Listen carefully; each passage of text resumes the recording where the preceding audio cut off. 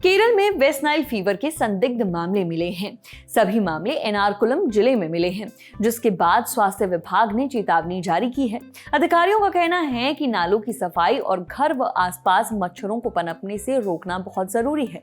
The Hindu की report के मुताबिक district medical officer doctor R Shahir Shah ने बताया कि अभी तक वेस्ट नाइल फीवर के मामलों की पुष्टि नहीं हुई है। ये केवल संदिग्ध मामले हैं, जिनकी जांच के लिए सैंपल भेजे गए हैं। रिपोर्ट आने में करीब 14 दिन लग सकते हैं।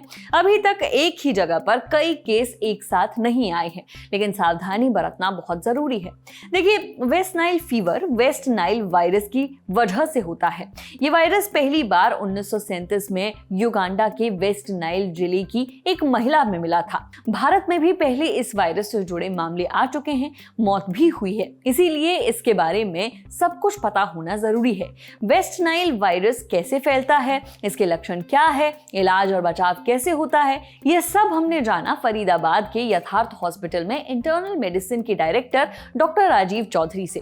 डॉक्टर राजीव कहते हैं कि वेस्ट नाइल वायरस संक्रमित मच्छरों के काटने से लोगों में फैलता है।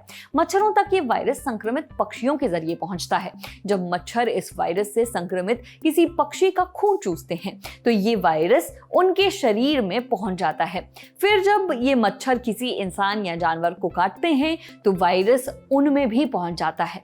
इस वायरस से जो बीमारी होती है उसे वेस्ट नाइल फीवर कहा जाता है, जिसके सस्पेक्टेड मामले केरल में मिले हैं। लोग और जानवर संक्रमित जानवरों के खून या शरीर के दूसरे हिस्सों के संपर्क में आने से भी संक्रमित हो सकते हैं। ये virus organ transplant, blood transfusion, delivery और ब्रेस्ट मिल्क के जरिए भी फैल सकता है, लेकिन ऐसा होना बहुत रेयर है।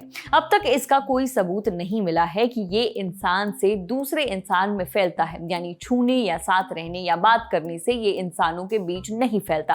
वेस्ट नाइल वायरस से संक्रमित करीब 80% लोगों में इसका कोई लक्षण दिखाई नहीं देता। सिर्फ 20% लोगों में ही बुखार और दूसरे हल्के लक्षण दिखते हैं, जैसे सिर दर्द, थकान, शरीर में दर्द, उबकाई, उल्टी, शरीर पर दाने और लिम्फ नोड्स में सूजन।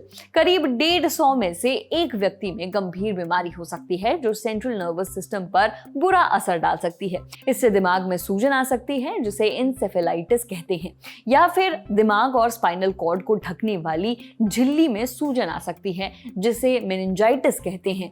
ये दोनों स्थितियां जानलेवा हो सकती हैं। वेस्ट नाइल बीमारी से निपटने का कोई खास इलाज नहीं है, बस लक्षणों को कम करने के लिए दवाएं दी जाती है। साथ ही आराम करने से ज्यादा लिक्विड लेने और गंभीर लक्षण पर नजर रखने के लिए कहा जाता है। देखिए, इस वायरस से बचना है तो मच्छरों को पनपने न दें। जहां भी पानी जमा होता है उन जगहों को साफ रखें और कोई भी दिक्कत अगर कई दिनों तक रहे तो डॉक्टर को दिखाइए।